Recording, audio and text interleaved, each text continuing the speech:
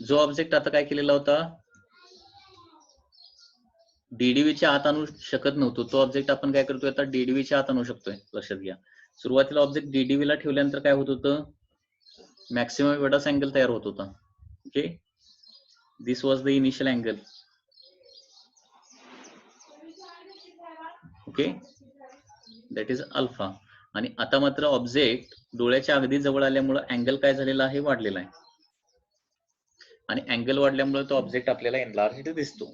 ठीक आहे, परंतु डोळ्यावर आता ताण येत नाही, कारण आपण त्या ऑब्जेक्टला बघत नसून त्याच्या इमेजला बघत असतो. आणि ती इमेज कुठे तयार झालेली असते, डीडीव्हीच्या पलीकडे. डीडीव्ही किंवा डीडीव्हीच्या पलीकडे म्हणजे इमेज कुठं फॉर्म होते, डीडीव्ही पासून इन्फिनिटी पर्यंत कुठेही बघू शकते.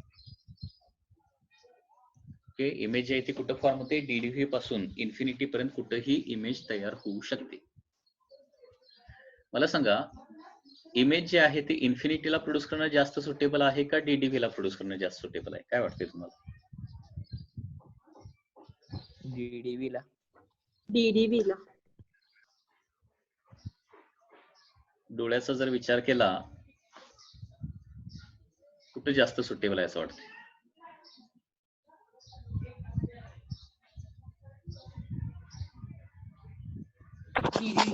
डीडीव्हीला. डीडीव्हीला.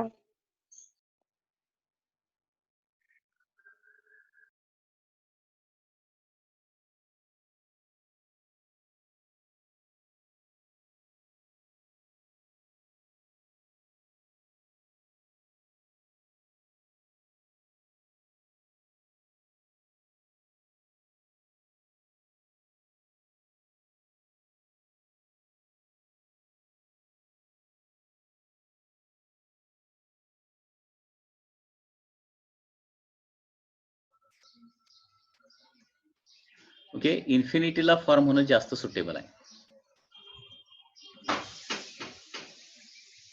का सर? कारण इन्फिनिटी दूरवर्ष ऑब्जेक्ट बघत असताना आपला आय सगळ्यात जास्त रिलॅक्स्ड असतो. खूप जवळवर्ष ऑब्जेक्ट बघत असताना काय होतो, आपला आय जो आहे तो स्ट्रेन्ड कंडिशन मध्ये असतो. ठीक आहे, आता ऑब्जेक्ट ही image A dash B dash जी आहे ती खूप दूरवर तयार झाली काय किंवा जवळ तयार झाली काय, ओके, ती तेवढीच दिसणार आहे आपल्याला. लक्षात येते ना, फरक फक्त काय असणार आहे, खूप दूरवर बघत असताना काय होणार आहे, आय रिलॅक्स्ड असणार आहे. मी काय सांगतोय लक्षात येते का? बघा, हे बघा, दिस इज आय लेन्स, हा आय बॉल, आणि इथं काय असतात, त्याला सिलेरी मसल्स असतात, बरोबर आहे ना. आता ऑब्जेक्ट जवळ येईल तसं काय करावं लागतं, ऑब्जेक्ट जवळ येईल तसं या सिलेरी मसलला ही आय लेन्स कॉम्प्रेस करावी लागते, कारण फोकल लेंथ ऍडजस्ट करायचं असतं. म्हणजे ऑब्जेक्ट जवळ येईल तसं लेन्सला कॉम्प्रेस केलं जातं, हे लक्षात ठेवायचं. आणि ऑब्जेक्ट ज्यावेळी सगळ्यात जवळ असतो म्हणजे डीडीव्हीला असतो, त्यावेळी पूर्णपणे लेन्स कॉम्प्रेस्ड कंडिशन मध्ये असते. आणि दूरवर ज्यावेळी ऑब्जेक्ट असतो त्यावेळी काय केलं जातं, सिलेरी मसल आय लेन्सला रिलॅक्स करत असतं. ठीक आहे, म्हणजे एखादा ऑब्जेक्ट रिलॅक्स्ड आयनं बघणं जास्त सुटेबल की कॉम्प्रेस्ड कंडिशन मध्ये बघणं जास्त सुटेबल, लक्षात घ्या. ओके, तर ते रिलॅक्स्ड आयनं बघितलेलं आपल्याला जास्त सुटेबल असणार आहे. सो देअरफॉर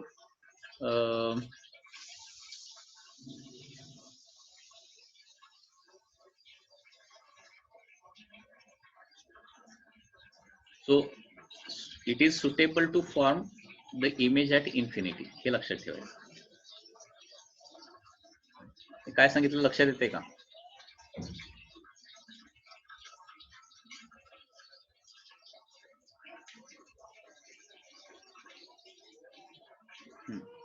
आता याच्यानंतर नेक्स्ट इम्पॉर्टंट कन्सेप्ट बघूया, that is magnifying power of simple microscope.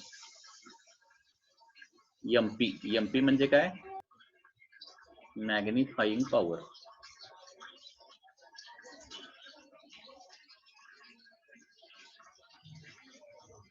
Of simple microscope.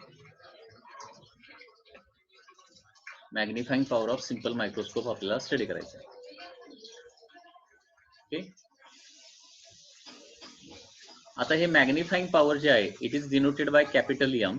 आणि मॅग्निफाइंग पॉवर म्हणजे काय असतं, हा रेशो असतो. कशाचा रेशो असतो, बीटा टू अल्फाचा रेशो असतो. ओके, आता बीटा म्हणजे काय, बीटा म्हणजे असतं angle subtended bye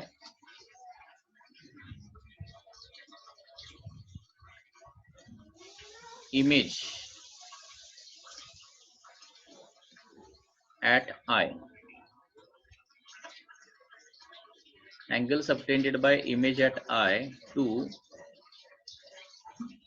angle subtended by object at unaided eye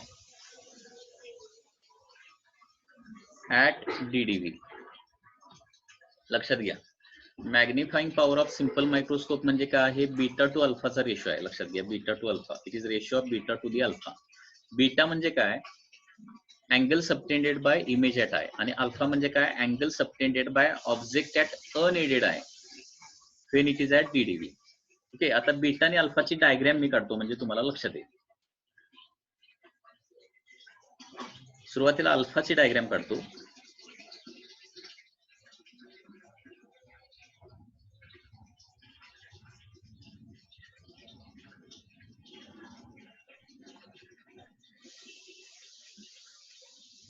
So this is DDV.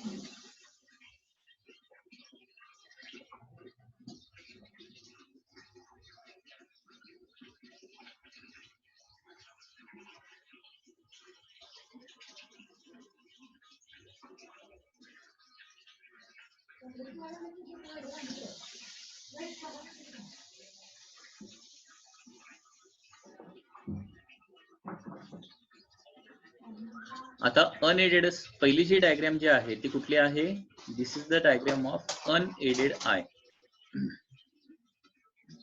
Unaided eye म्हणजे काय, इथं कुठली लेन्स वगैरे आपण वापरलेली नाही. आता अनएडेड आय जर असेल तर ऑब्जेक्ट जास्तीत जास्त कुठे ठेवू शकतो, डीडीव्ही ला ठेवू शकतो.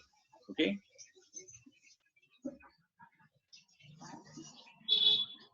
So this is object A B, this is object A B. तो किती जास्तीत जास्त जवळ ठेवू शकतो, डीडीव्ही पर्यंत जास्तीत जास्त जवळ ठेवू शकतो, त्याच्या आत आपण ठेवू शकत नाही. आणि यावेळी ऑब्जेक्टनं डोळ्याबरोबर केलेला अँगल हा यावेळी अँगल किती असणार आहे लक्षात घ्या, दिस angle is alpha.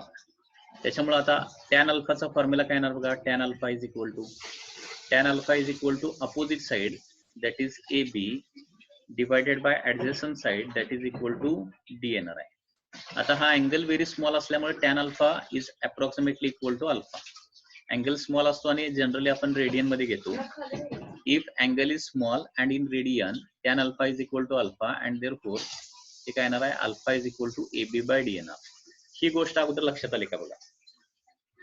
Okay, alpha म्हणजे कुठला अँगल आहे, सगळ्यात महत्वाची गोष्ट, angle subtended by object A B at unaided eye when that object is placed at DDV. कारण डीडीव्हीच्या आतमध्ये ऑब्जेक्ट आपण ठेवू शकत नाही. ओके, म्हणजे लेन्स नसताना. आता याच्यानंतर नेक्स्ट त्याच डायग्राम मध्ये आता काय करणार आहे, मी लेन्स ड्रॉ करणार आहे. आता आपण इथे लेन्स घेतली, कॉन्व्हेक्स लेन्स घेतली आणि त्याचा फोकस इथं आहे, फोकस इज हिअर. ठीक आहे, आता ऑब्जेक्ट, तोच ऑब्जेक्ट ए बी जो आहे तो मला कुठे ठेवावा लागणार आहे, फोकसच्या आतमध्ये. So now object comes here that is A B, आणि फोकसच्या आतमध्ये ऑब्जेक्ट ठेवल्यानंतर त्याची इमेज कुठे तयार होणार बघा,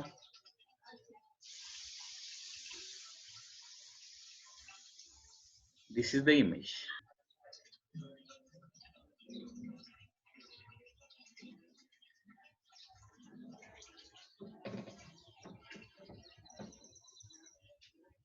This is image A dash B dash divided by A dash B dash. This is the image. ठीक आहे.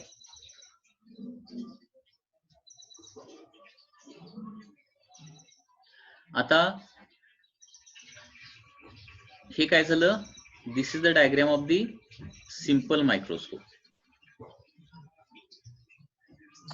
म्हणजे आता लेन्स कुठे ठेवली आहे, अगदी डोळ्याच्या जवळ कॉन्व्हेक्स लेन्स ठेवली आहे आणि ऑब्जेक्ट कुठं आणलेला आहे, फोकल लेन्सच्या आतमध्ये ऑब्जेक्ट ठेवलेला आहे.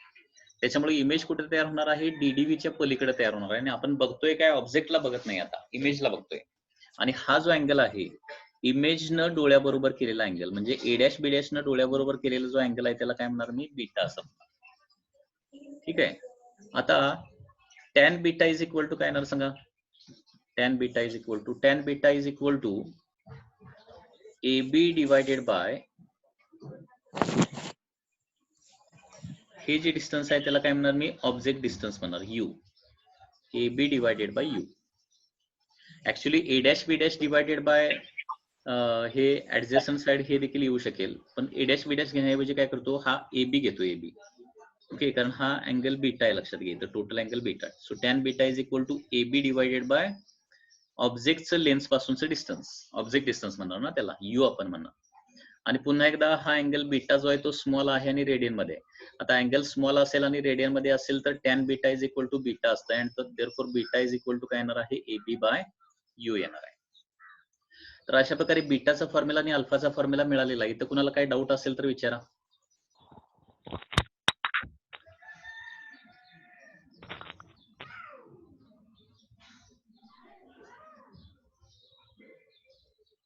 So therefore magnifying power is equal to beta by alpha ना.